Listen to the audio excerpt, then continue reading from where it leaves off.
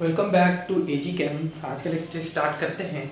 तो मैंने आप लोगों को बताया था लास्ट लेक्चर में कंडक्टेंस, कंडक्टिविटी, सेल कांस्टेंट, ये सब मैंने आप लोगों को बताया था। जो भी बेसिक टर्म्स होते हैं वो सब मैंने आप लोगों को बता दिए थे। आज हम लोग पढ़ेंगे मोलर कंडक्टेंस, ठीक है। तो मोलर कंडक्टेंस की डेफिनेशन देख लीजिए। Conductance offered by solution in which 1 mole of electrolyte is dissolved in sufficient volume of H2 to cover the electrode। तो यहाँ पे देखो क्या स्पेसिफाई कर दिया है, 1 मोल ऑफ इलेक्ट्रोलाइट, मतलब हमारा 1 मोल डिजॉल्व है इलेक्ट्रोलाइट में। जब 1 मोल की बात करते हैं, इलेक्ट्रोलाइट में 1 मोल डिजॉल्व है, तब वहाँ पे मोलर कंडक्टेंस की बात आती है। मोलर कंडक्टेंस को लैम्डा एम से रिप्रेजेंट किया जाता है। ये हमारा कप्पा है जो कंडक्टिविटी कहलाती है। लास्ट लेक्चर में मैंने आपको बताया था, ठीक है। तो ये फॉर्मूला होता है, ये रिलेट करता है कंडक्टेंस और कंडक्टिविटी को, ठीक है। इस तरीके से कंडक्टेंस और कंडक्टिविटी रिलेट होती है। देखो अगर तुम्हारा कंडक्टिविटी फाइनमन सेंटीमीटर इनवर्स में दिया हुआ है तो इक्वेशन कुछ इस तरीके की हो जाती है, lambda m equals to kappa into 1000/c हो जाता है, ठीक है। और तुम देखो यहाँ पे हम लोग क्या लिख रहे हैं, मोल पर लीटर। मोल पर लीटर की बात हो रही है तो इसको हम लोग मोलरिटी भी लिख सकते हैं। तो lambda m equals to kappa by m. अगर ये साइमन पर सेंटीमीटर में दिया हुआ है तो तुम 1000 इंटू कर दो। यहाँ पे यूनिट का देख लेना, यूनिट बहुत ध्यान से लिखना। यूनिट को अगर यूनिट कन्वर्जन नहीं करोगे तो क्वेश्चन गलत हो जाएगा। तो lambda m equals to kappa into 1000/m भी लिख सकते हो, ठीक है। इस तरीके से हम लोग रिलेशन देखते हैं मोलर कंडक्टेंस और कंडक्टिविटी का। अब अगर बात करते हैं, एक और टर्म आता है इक्विवेलेंट कंडक्टेंस। इक्विवेलेंट कंडक्टेंस आप लोग पढ़े होंगे या सुने होंगे। तो इक्विवेलेंस कंडक्टेंस में क्या होता है कि हमारा 1 मोल ऑफ इलेक्ट्रोलाइट की जगह में 1 ग्राम इक्विवेलेंट ऑफ इलेक्ट्रोलाइट की बात करते हैं। डेफिनेशन सेम रहेगी, खाली यहाँ पे 1 ग्राम इक्विवेलेंट ऑफ इलेक्ट्रोलाइट आ जाता है। 1 ग्राम इक्विवेलेंट ऑफ इलेक्ट्रोलाइट, ठीक है। तो 1 ग्राम इक्विवेलेंट ऑफ इलेक्ट्रोलाइट आ गया, मतलब मोलरिटी की जगह मोलरिटी की जगह नॉर्मलिटी की बात करते हैं। 1 ग्राम इक्विवेलेंट आप लोग पढ़े होंगे मोल कंसेप्ट में, चैप्टर 11th में, पहला ही चैप्टर है क्लास 11th में। 1 ग्राम इक्विवेलेंट ऑफ इलेक्ट्रोलाइट हो जाता है वहाँ पे। तो हम लोग इक्विवेलेंट कंडक्टेंस की बात करते हैं। एक रिलेशन होता है लैम्डा एम और इक्विवेलेंट कंडक्टेंस के बीच में, जिसको लैम्डा ई क्यू से डिनोट किया जाता है, ठीक है। तो लैम्डा ई क्यू को आप लिख सकते हैं कप्पा इंटू 1000/नॉर्मलिटी। ध्यान रखना कप्पा तुम्हारा फाइनमन पर सेंटीमीटर इनवर्स में दिया हुआ है। अगर मोल में दिया, अगर मीटर में दिया हुआ रहेगा तो उस तरीके से यूनिट कन्वर्जन कर लेना। तो यहाँ पे देखो अगर हम लोग नॉर्मलिटी क्या होता है, एन इंटू एम। एन यहाँ पे क्या, एन फैक्टर है, ये रिलेशन हम लोग पढ़ के आए हैं। तो आप लोग नॉर्मलिटी के जगह पे n इंटू एम लिख दीजिए। अगर आप लोग नॉर्मलिटी की जगह पे n इंटू एम लिख देंगे तो देखो ये वाला पूरा होल टर्म हमारा लैम्डा एम हो गया, जो कि मोलर कंडक्टेंस कहलाता है। तो ये इक्वेशन आएगी lambda eq equals to lambda m by n factor. ये रिलेशन होता है इक्विवेलेंस कंडक्टेंस और मोलर कंडक्टेंस के बीच में। तो ये बात खत्म होती है यहाँ पे मोलर कंडक्टेंस और इक्विवेलेंस कंडक्टेंस की। बात आगे बढ़ाते हैं कि हम लोग कंडक्टेंस कैसे मेजर करते हैं। किसी भी सॉल्यूशन का कंडक्टेंस किस तरीके से मेजर किया जाता है एक्सपेरिमेंटल मेथड के थ्रू, तो वो मैं आप लोगों को बताता हूँ। आप लोग पढ़े होंगे व्हीटस्टोन ब्रिज, जो रेजिस्टेंस निकालने के काम आता है। फिजिक्स में पढ़े होंगे आप लोग क्लास 11th में। तो हम लोग जानते हैं कि हमारा जो कंडक्टेंस होता है, जिसको हम लोग जी से डिनोट करते हैं, वो रेसिप्रोकल होता है, रेजिस्टेंस के रेसिप्रोकल होता है।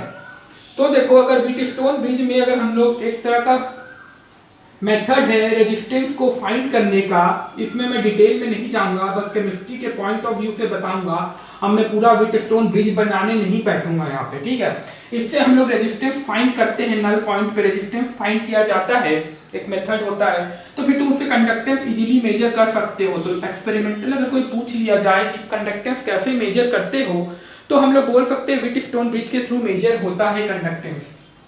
ये बात खत्म होती है। बात करते हैं कंडक्टिविटी की। तो कंडक्टिविटी कल मैंने आपको बताया है, जो कि कपा से डिनोट करते हैं। कंडक्टिविटी होती है 1 रेसिप्रोकल होती है रेजिस्टिविटी की। तो रेजिस्टिविटी का फॉर्मूला हम लोग जानते हैं R into A by L। तो ये फॉर्मूला होता है रेजिस्टिविटी का, आप लोग कल पढ़े थे ये, अगर नहीं पढ़े हैं तो जाके वीडियो का लेक्चर देख लीजिएगा। तो ये हमारा होता है, तो देखो 1/r क्या हो गया, कंडक्टेंस, 1/r कंडक्टेंस हुआ है, और L/A क्या है, सेल कांस्टेंट है। मैंने कल आपको बताया था कि L/A को सेल कांस्टेंट बोलते हैं, जिसको G स्टार से डिनोट करते हैं, ठीक है, G स्टार से डिनोट करते हैं। तो कंडक्टिविटी का एक फॉर्मूला यहाँ पे आता है, कंडक्टिविटी देखो, कंडक्टिविटी का फॉर्मूला आता है जिसको कपा से डिनोट करते हैं, G कंडक्टेंस को G से डिनोट करते हैं, सेल कांस्टेंट को G स्टार से डिनोट करते हैं। ये फॉर्मूला बहुत इंपॉर्टेंट है न्यूमेरिकल पॉइंट ऑफ व्यू से। तो कंडक्टिविटी देखो याद करने का तरीका है G। इस फॉर्मूला से याद रखना, G मतलब कंडक्टेंस, G स्टार मतलब cell constant, conductivity equals to G, ठीक है। ये तरीका है याद करने का, और ये फॉर्मूला आपको हमेशा काम आएगा। अगर आप केमिस्ट्री लेके आगे बढ़ोगे तब भी ये फॉर्मूला बहुत इंपॉर्टेंट है। तो conductivity equals to G into G star, ठीक है।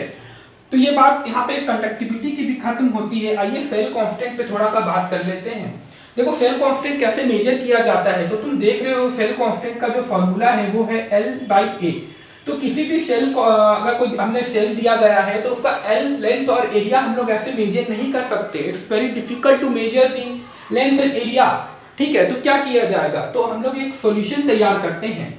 देखो इसे रिमूव कर रहा हूँ, यहाँ लिखता हूँ, एक हम लोग स्टैंडर्ड सॉल्यूशन तैयार करते हैं। देखो लैब वर्क है, लैब में काम आएगा, अगर आप प्रैक्टिकल करोगे तो आपको लैब में काम आएगा। कंडक्टिव सेल कांस्टेंट हमें मेजर करना पड़ता है, जब हम कंडक्टेंस और कंडक्टिविटी का एक्सपेरिमेंट करते हैं तो सेल कांस्टेंट वहां पे निकालना होता है। तो एक स्टैंडर्ड सॉल्यूशन दिया जाता है, KCl का स्टैंडर्ड सॉल्यूशन दिया जाता है, जिसकी कंडक्टिविटी हमें नोन होती है, कंडक्टिविटी हमें पता होती है एट डिफरेंट कॉन्सेंट्रेशन और टेम्परेचर।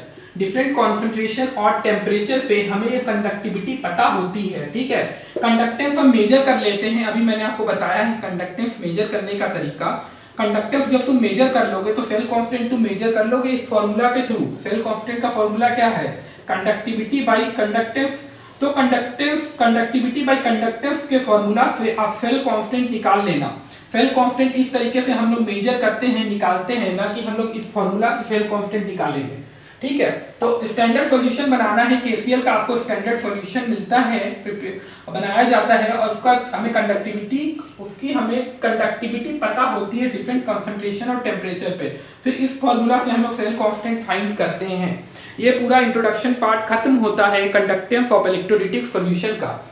एक बात और करता हूँ, देखो हम लोग देखते हैं कि मेटेलिक कंडक्शन कल हमने पढ़ा था, तो वो टेम्परेचर पे एट पर्टिकुलर टेम्परेचर पे उसकी डेफिनेट वैल्यू होती है। अगर टेम्परेचर की बात करें तो एक पर्टिकुलर टेम्परेचर पे हमारी डेफिनेट वैल्यू होती है मोलर कंडक्टेंस की।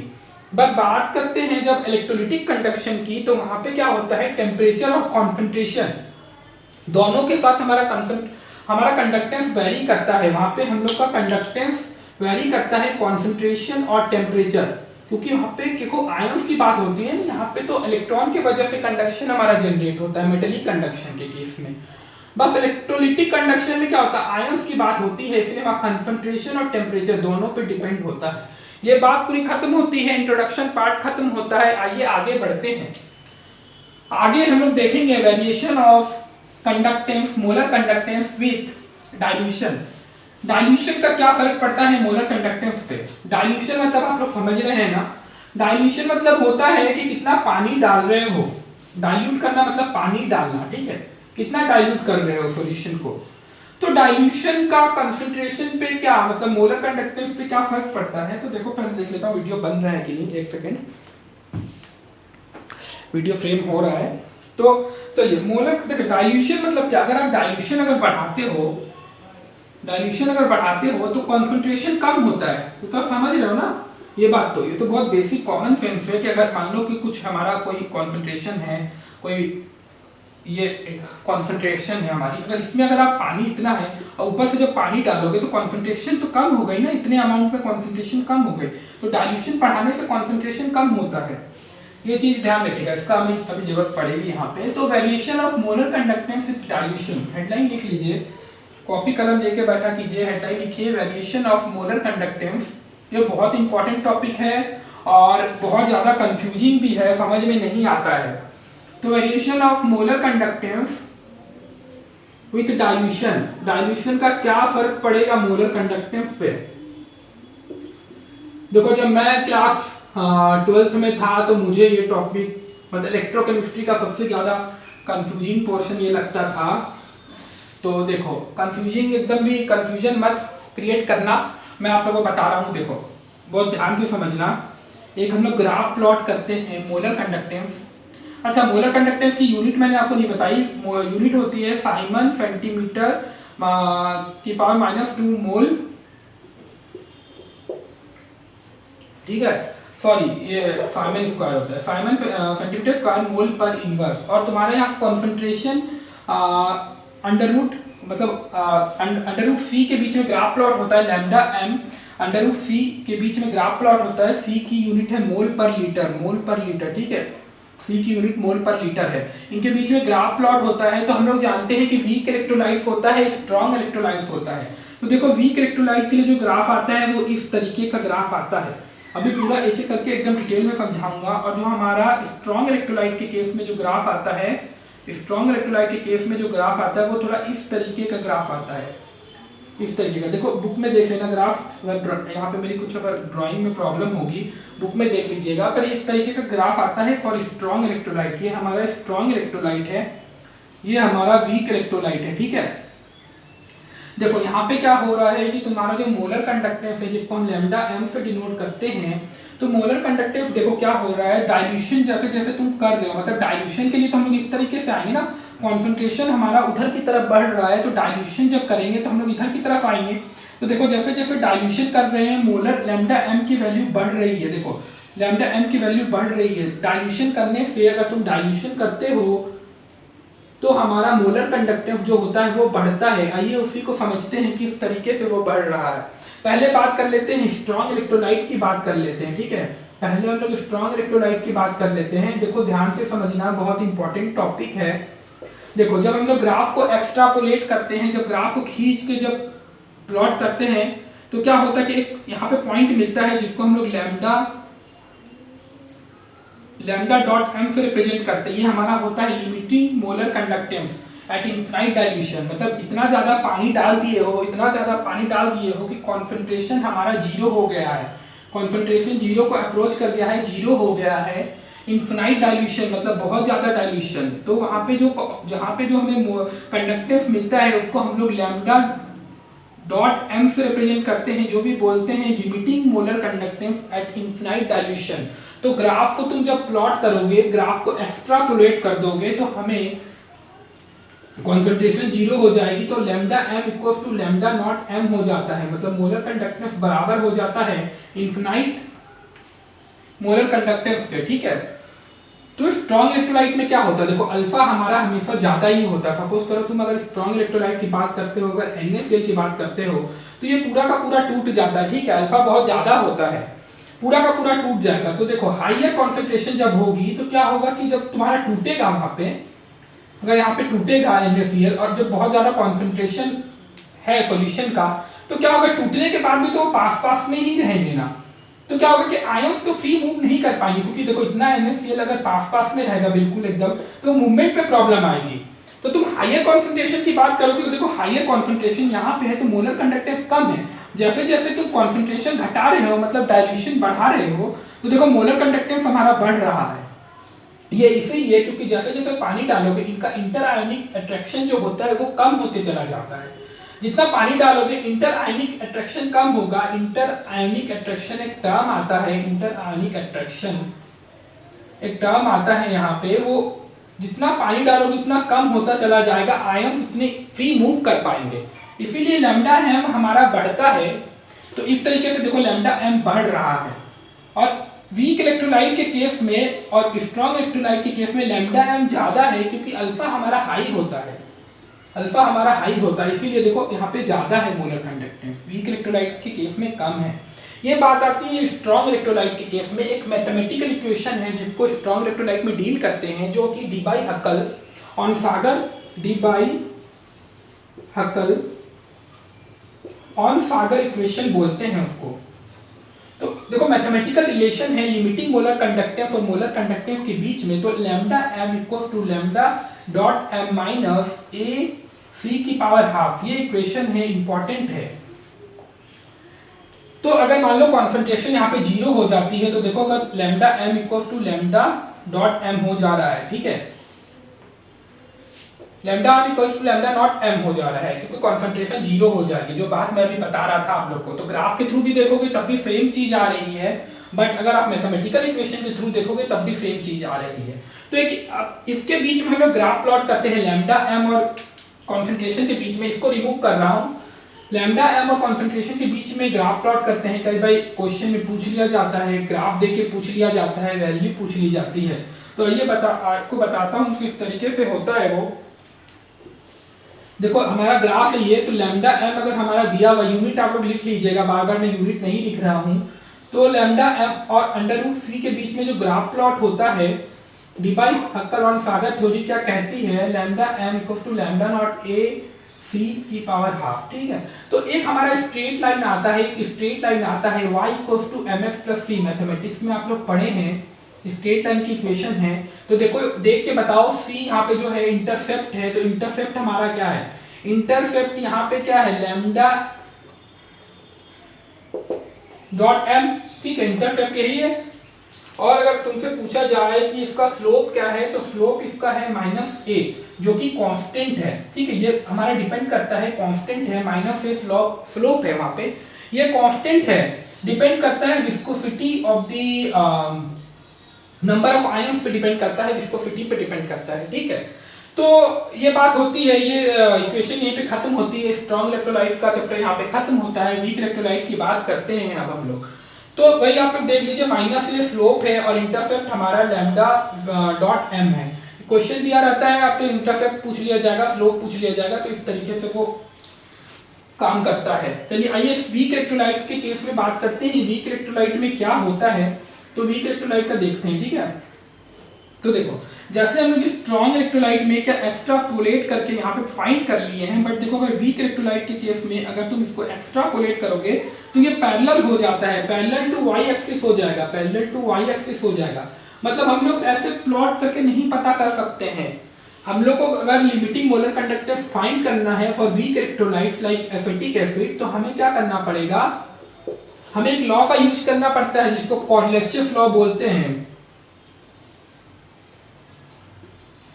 कॉर्लेचियस लॉ बोलते हैं। अभी बताऊंगा डिटेल में, इसका एप्लीकेशन वगैरह सब कुछ बताऊंगा आपको, अगले लेक्चर में बताऊंगा।